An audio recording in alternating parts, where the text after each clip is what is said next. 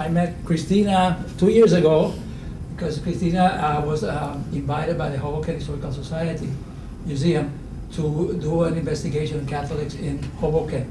And they wrote a proposal for the Historical Preservation and Research Partnership, CENTRO. And we were happy to receive the proposal. One of the best proposals we have received so far.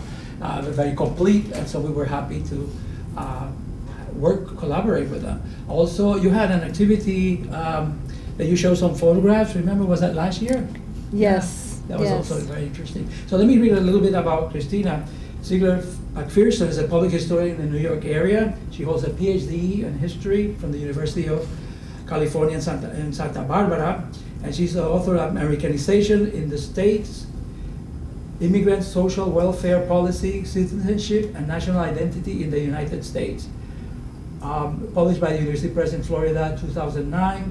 She's also published several encyclopedia essays about immigration, and she has done historical research for institutions as the one I mentioned, Hoboken Historical Museum and the Museum of the City of New York.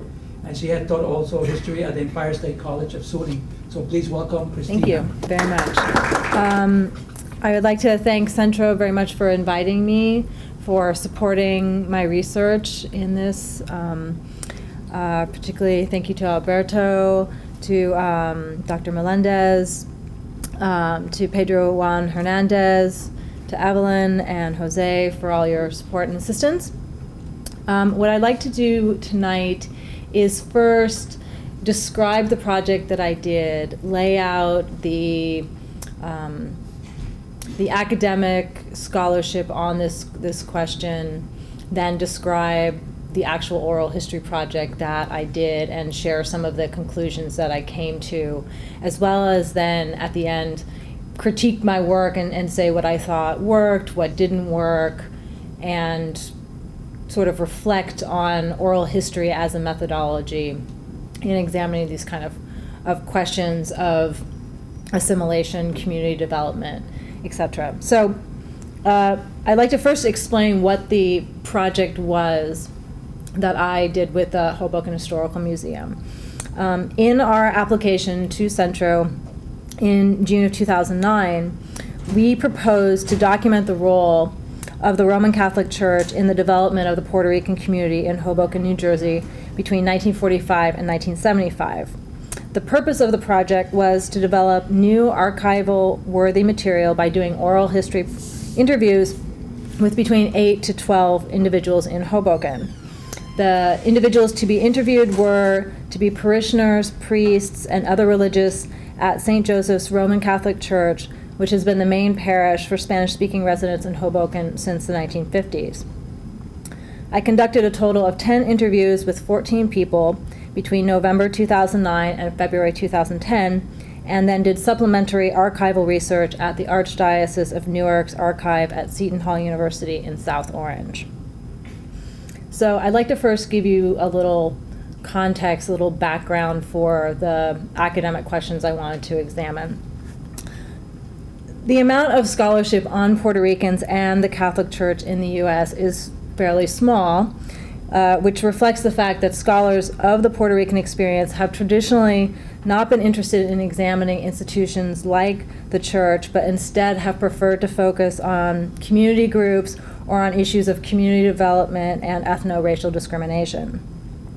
In addition, few scholars of American Catholicism and religion have examined Puerto Ricans' religious and spiritual traditions the way they have studied Irish, Italian, or other immigrant groups from traditionally Catholic countries. The few scholars who have examined Puerto Ricans and religion are academics trained in traditional Catholic scholarship, such as Jaime Vidal, Ana Maria Diaz-Stevens, and Father Joseph Fitzpatrick. Now, one of the main questions that these scholars and others who study religion are interested in is different forms of what they call lived faith, the cultural ethos of a religion as people experience it in their everyday lives. So, for example, cultural and economic oppression and discrimination in Great Britain and America caused Irish Catholics to cling fiercely to their faith, but this faith came to be defined by a strong sense of obligation and sacrifice. In Latin America, by contrast, the traditional union of church and state produced a religious tradition that emphasizes celebration, ritual, and the power of the miraculous. The result of these different forms of lived Catholicism was, according to most Catholic scholars, a strong culture clash within the American Church when Irish American Catholics encountered Puerto Ricans and other Latin American immigrants in the 1940s and 1950s. Now, similar conflicts had occurred in the 19th and early 20th centuries among American Catholics and Irish, German, Italian, and Slavic Catholic immigrants. To resolve these cultural conflicts within parishes and to better serve linguistic minorities, the American Church created national or linguistic parishes based on nationality or language instead of geography. In New York, the small but growing number of Spanish speakers, who were primarily Spaniards but also Puerto Ricans and Cubans, who settled in the city before World War II, were served by two national parishes in East Harlem. La Milagrosa, Our Lady of the Miraculous Medal, which was established in 1926, and Santa Agonia, Holy Agony, established in 1930. La Milagrosa was closed in 1978, but Holy Agony is still open on 3rd Avenue at 101st Street. But the New York Church began to move away from the national parish model after Francis Spellman became Archbishop of New York in 1939. This was due to several factors, including the decline of older national parishes as parishioners died off or moved to new suburban parishes, the severe shortage of Spanish-speaking priests, and the Church's desire to demonstrate the compatibility of Catholic and American values by its ability to swiftly and effectively integrate new migrants into one American Catholic Church. With one exception in the early 19th century, every head of the Archdiocese of New York has been either Irish or Irish American since the creation of the diocese in 1908, and this continues today. The Irish domination of the Catholic Church in New York was such that the institutional church quickly came to reflect many of the cultural values of Irish Catholicism. And James Barrett actually has a new book out this year entitled The Irish Way, Becoming American in the Multi-Ethnic City, that reinforces this point very convincingly. When Puerto Ricans began migrating to the mainland in large numbers after World War II, they were, in the words of Jaime Vidal, quote, considered bad Catholics for lacking a strong sense of authority, institutional loyalty, and of sin, Catholic guilt. These are hallmarks of the Irish American Church. These cultural differences within religious practice caused American Catholic leaders in the 1940s and 1950s to perceive Puerto Ricans as a foreign population needing to be converted to the correct form of Catholic worship, and the Archdiocese of New York saw Puerto Rican neighborhoods in New York City as missionary territory. In New York, this missionary work was to serve Puerto Ricans through what was called the integrated parish model. This was a territorial or geographic parish which would include at least one bilingual priest who would provide services, such as the sermon, hymns, confession, other sacraments, in the foreign language of the targeted population. The Mass would be in Latin until Vatican II in 1965.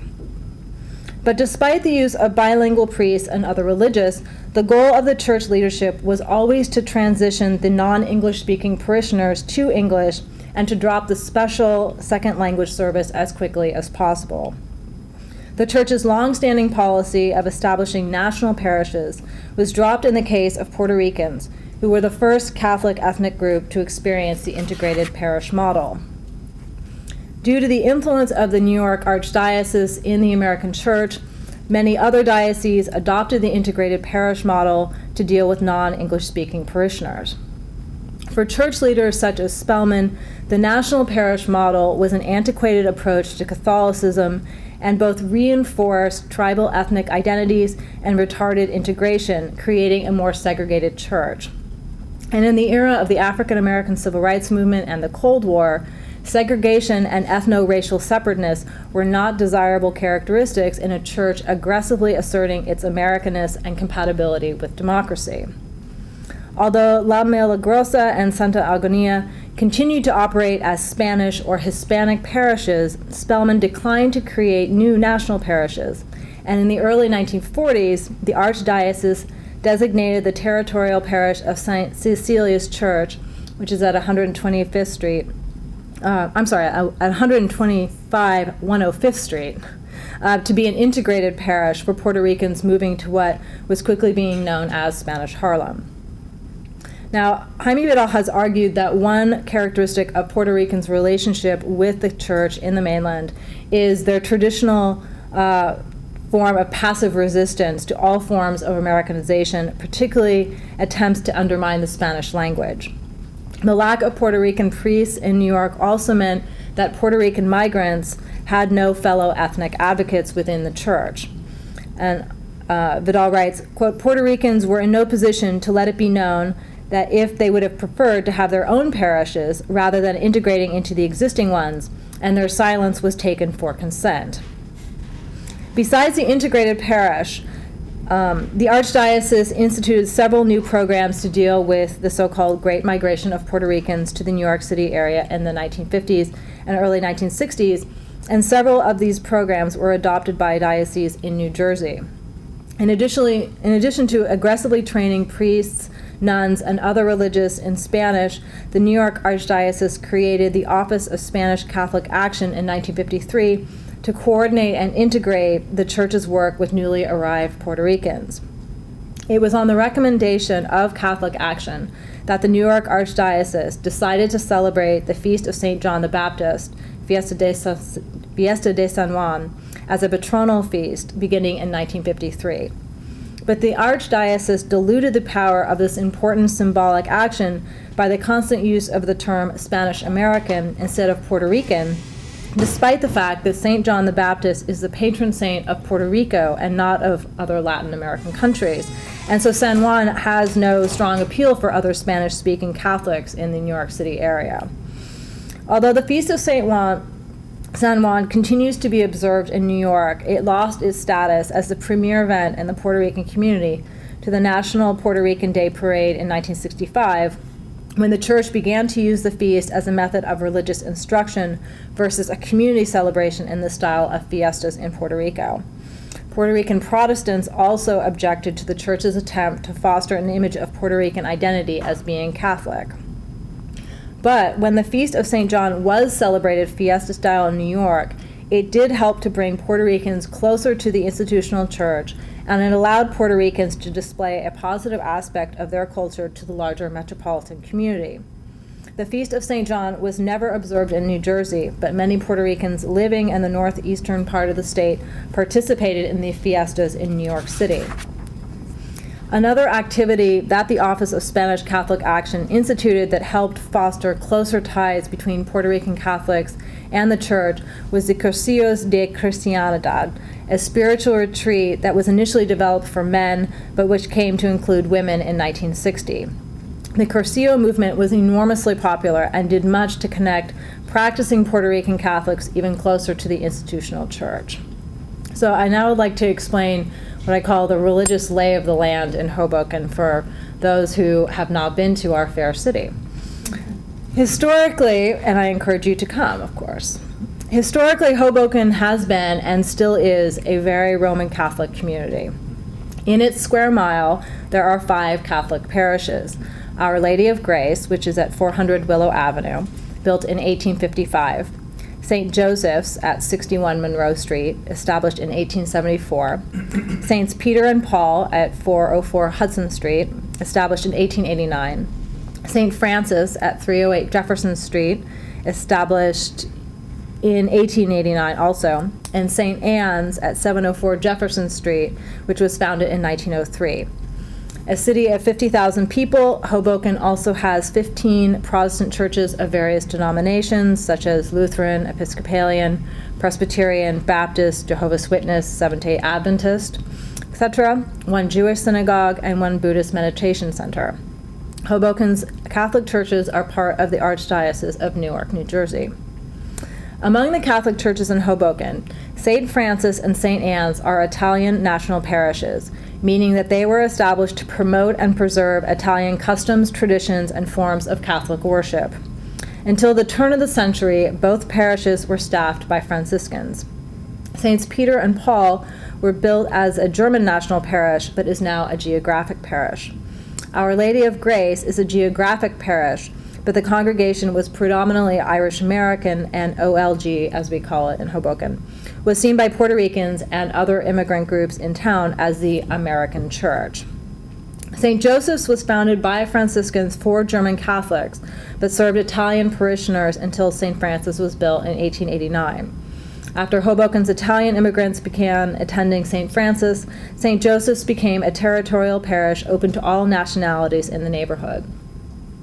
Since the 1950s, when Puerto Ricans began settling in Hoboken, St. Joseph's has been recognized by Hoboken Catholics as the Spanish Church because a Franciscan priest, Father Eugene Zval, took it upon himself to reach out to Puerto Ricans and other Spanish-speaking congregants. Zval was the pastor of St. Joseph's from 1966 to 1970.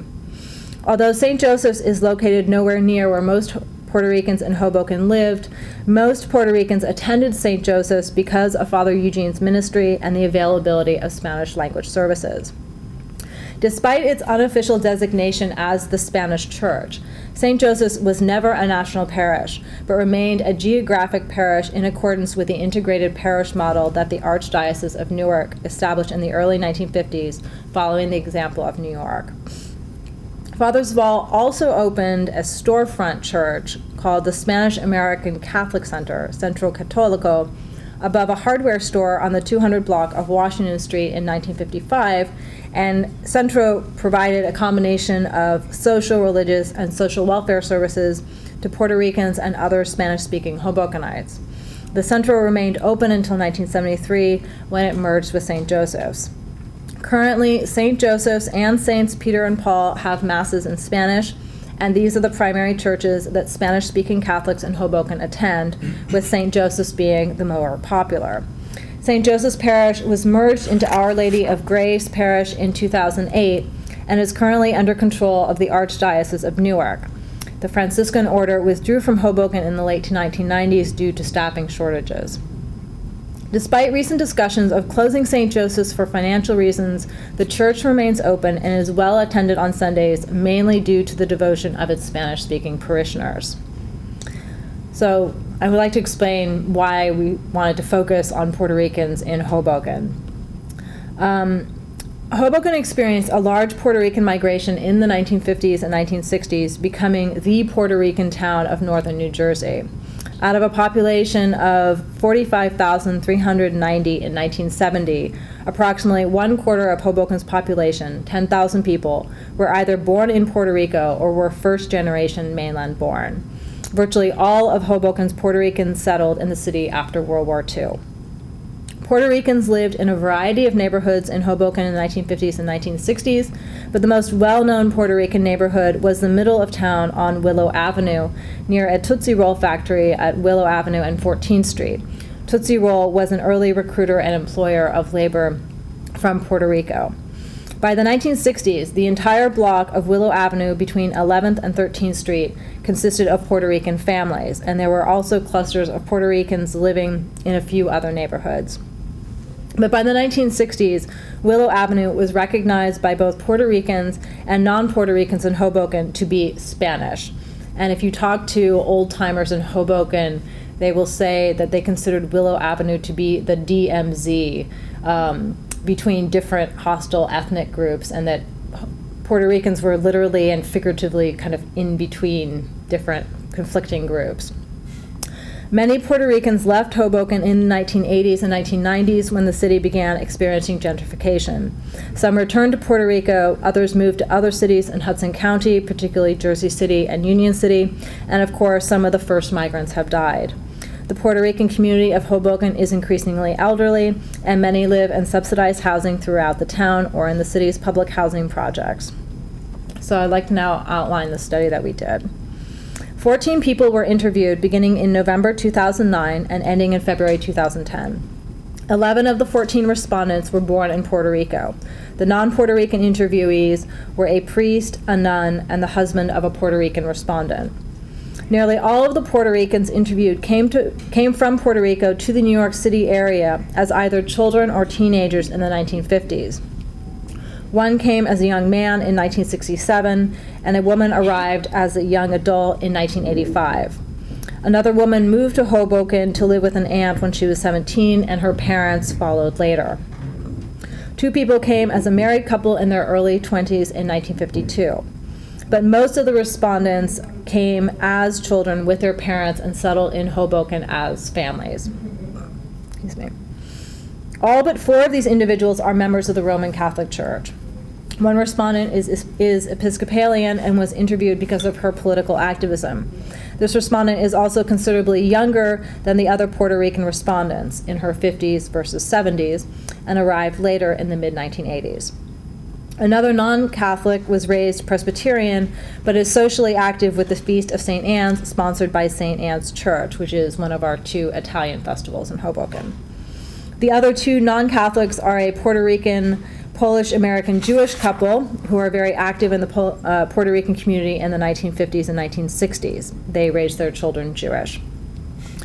All but 2 of the individuals interviewed live in Hoboken. The 2 respondents who do not are former residents who grew up in Hoboken, who now live in Jersey City and who attend church in Hoboken. All but 4 of the Puerto Rican Catholics interviewed are parishioners of St. Joseph's Roman Catholic Church. 1 now attends Our Lady of Grace Church, and 2 others attend St. Peter's and Paul Church. The respondents who currently do not attend St. Joseph's attended St. Joseph's as children. 1 does not attend church regularly but was raised Catholic. And then the others, like I said, the priest is of Italian-American heritage and the nun is of European heritage. Both live in Hoboken. The nun in particular was a former teacher at St. Joseph's and has worked with Puerto Ricans for many, many years. She currently runs our city's homeless shelter. So I asked a number of different questions which we can discuss further if you'd like, but I would like to get into my critique now of the study.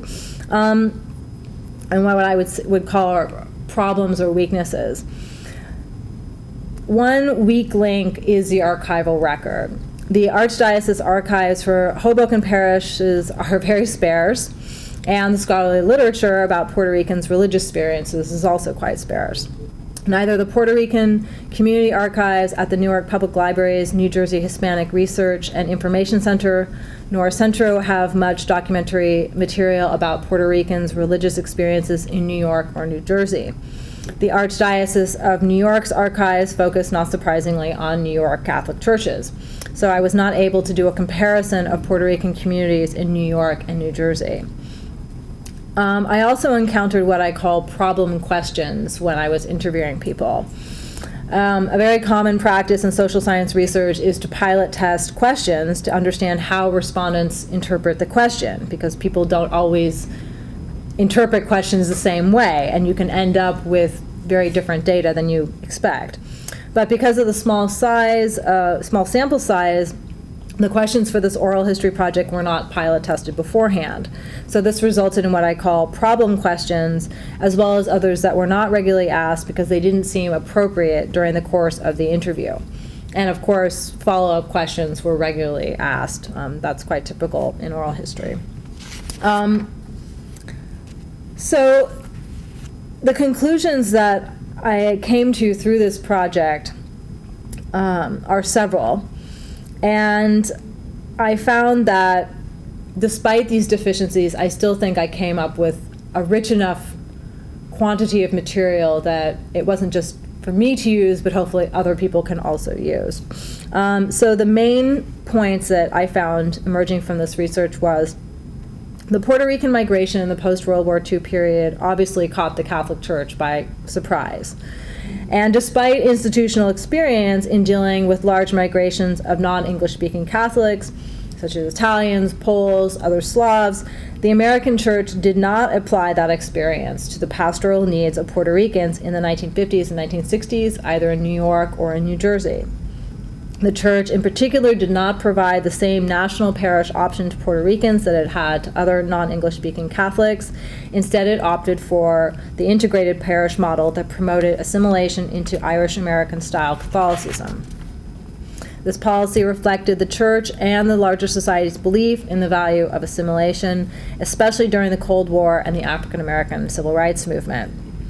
The Catholic Church also failed to learn from its past experiences with non-English speaking Catholics that Caribbean or Spanish Catholicism is different from Iberian American Catholicism, nor did it institutionally seek to better understand the uniqueness of Puerto Rican or Caribbean forms of Catholicism. There were a few exceptions, but I would argue that the work of a few individuals did not change the bureaucratic direction of the institutional church.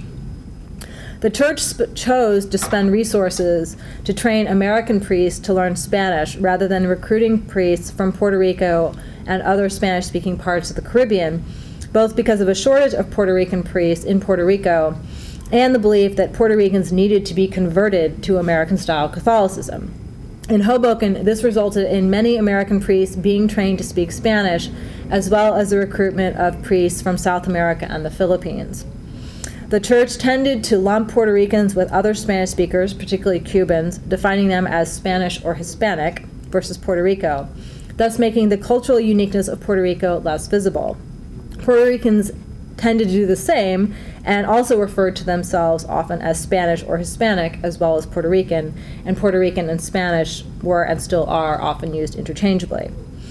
In particular, the Catholic Church in Hoboken never created a Feast of St. John's, nor did Puerto Rican Catholics seek to develop such a festival in town. Instead, Hoboken has had a Puerto Rican Day Parade, which is a secular festival and a celebration of Puerto Rican national identity versus religious or Catholic identity. This parade was held in June, beginning in 1993, but has not been held in recent years due to the organizational challenges of putting on such a large event. Hoboken and other Hudson County Puerto Ricans who wish to celebrate their ethnic heritage in this form presumably attend the National Puerto Rican Day Parade in New York City.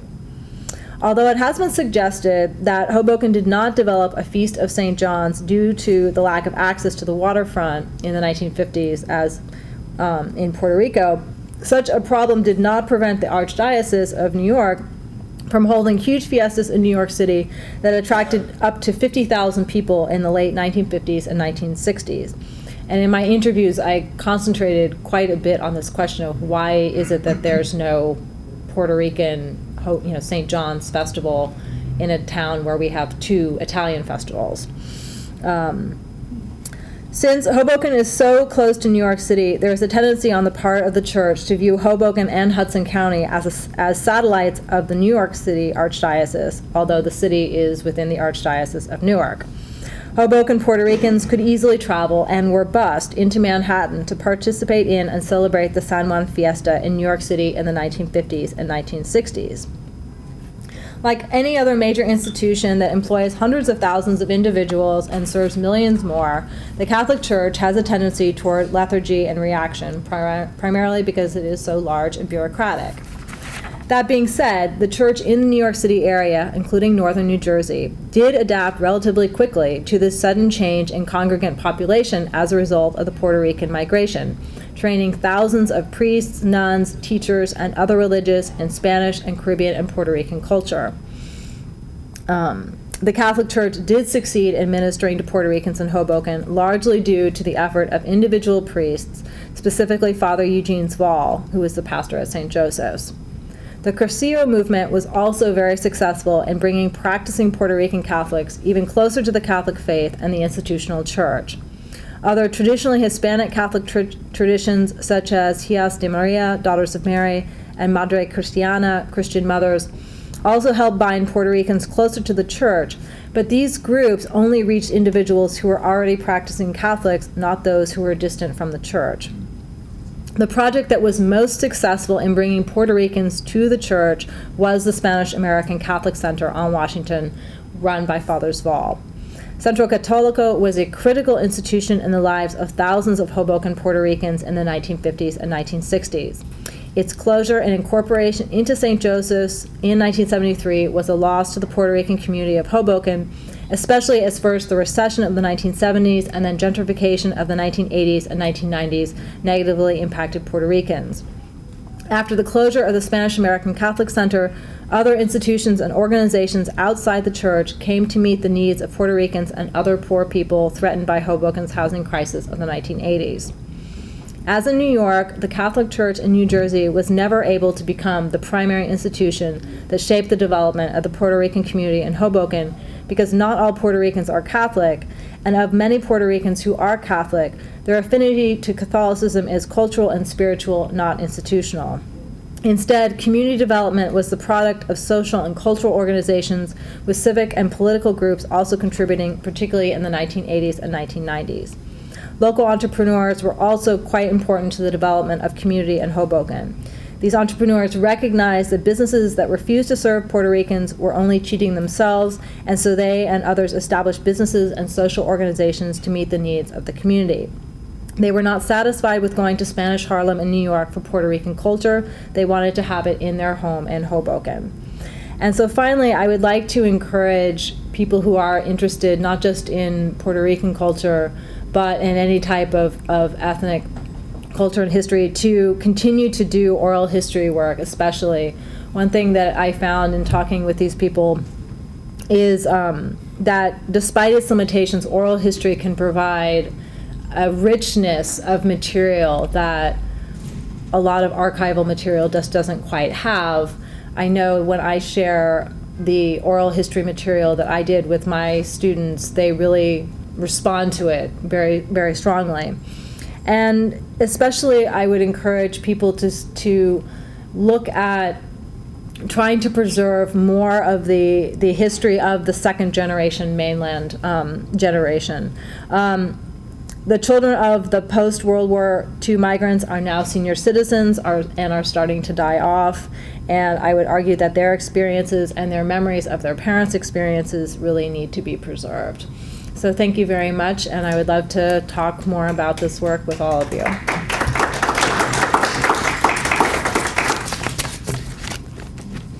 And I should say we have some examples of our oral histories here also. Would you tell us a little bit about the questions that you made that you were going to refer to? Yes. Yes, of course. Well, I just want to go read over. And then also, I would like to know what were the problem questions. Problem questions, yes, certainly. So I, of course, started with, after asking people's consent, because that's kind of par for the course. I asked biographical questions: where were you born, when, how old were you when you moved to Hoboken? And then I asked questions like, where did your family live in Hoboken? And because Hoboken is geographically small, it's a mile square, what's important in Hoboken is you need to know the exact address. And it was quite interesting. Everybody could remember, like number by number, house by house, all the different places that they lived in. And so to sort of map out where people lived. And I also would ask then, was this a Puerto Rican street? So if they said that they lived on a street that wasn't Willow Avenue, I would say, well, were there other Puerto Ricans living around you?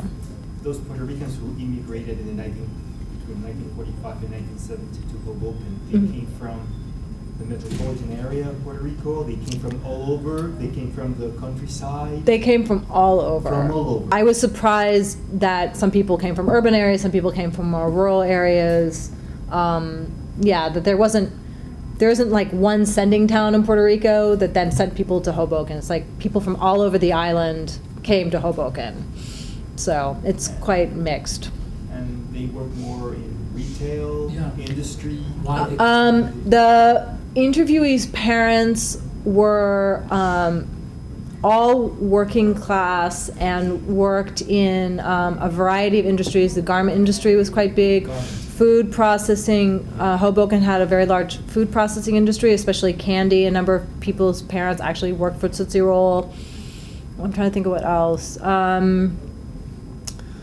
Let's see. One family, the father worked as a common laborer for the railroad. So quite working class, which Hoboken was a very working class city at that point anyway. And one of the reasons why so many people settled in Hoboken was because there were a lot of these manufacturing jobs and food processing jobs. I should also say that one of the things that was interesting, some people came directly to Hoboken from Puerto Rico, but a number of people went to New York City first. and then after spending a couple of years in New York City, different parts of the city, but mostly in Spanish Harlem, then moved to Hoboken. So there was that mix also. I asked, what kind of work did your parents do? And then I also asked, what schools did you go to? And all of the respondents attended public school, which was interesting. None of them attended parochial school, and I think that had to do with income, that it's just free to go to public school. And I asked a bunch of religious questions, or questions about religion. What church did you go to? Did you go every week? Were you confirmed? What kind of religious organizations did you or your parents participate in? I asked, was the Mass in Spanish at your church after 1965? And I asked, in what ways was attending church in Hoboken different from attending church in Puerto Rico, to see if they could remember a difference. And that varied because of the ages of the people when they migrated. And I asked about the Fiesta of San Juan, the Feast of St. John.